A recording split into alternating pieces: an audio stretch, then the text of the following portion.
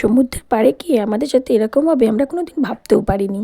তো দেখো আমরা অলরেডি গাড়িতে উঠে পড়েছি, গাড়ি ছেড়ে দিয়েছে। তো এখানে আমরা সবাই রয়েছি, কিছু লোক নিচেও বসে আছে। আর দেখো সানরাইজটা দেখো কত সুন্দর লাগছে, ভোরের বেলা সানরাইজ। এখন আমরা পিকনিক স্পটে পৌঁছে গেছি। এই হচ্ছে আমাদের পিকনিক স্পট। তো পৌঁছে আমরা কিছু খাওয়া দাওয়া করে নিচ্ছি। দেখো সবাই কিছু খাওয়া দাওয়া করে নিলাম, কেন অনেক ভোরে বেরিয়েছি আমরা সবাই। তো চলো দেখতে থাকো, এখনও অনেক কিছু আছে দেখার মতন। তো পুরো ভিডিওটা দেখার জন্য আমার অনুরোধ রইল।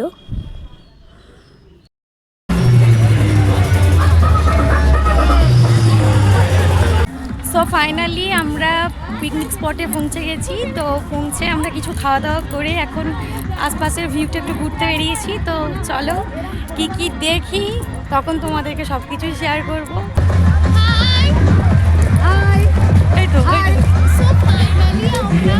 খালি পৌঁছে গেছি, সবাই মোটামুটি ঘুরতে বেরিয়েছি।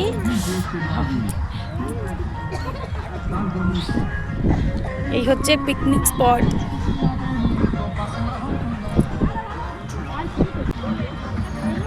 বালির ওপর দিয়ে হাঁটা জাস্ট অসম্ভব।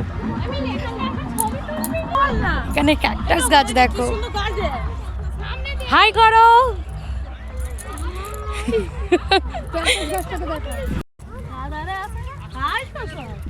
দেখো জায়গাটা কোথায় চিনতে পারছো?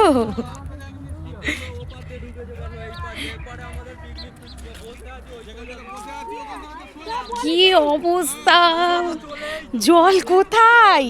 হ্যাঁ রে জল কোথায়? এই জল কোথায়? এ তো জল তো মানে খুঁজতে বেরোতে হবে। কি অবস্থা,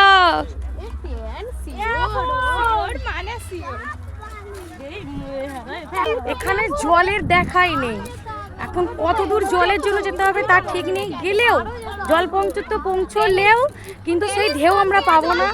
তো দেখা যাক কত দূর পর্যন্ত পৌঁছানো যায়। দেখো তোমরা খালি অবস্থা, কি অবস্থা, যেখানে দেখছি সেখানেই শুধু বালি।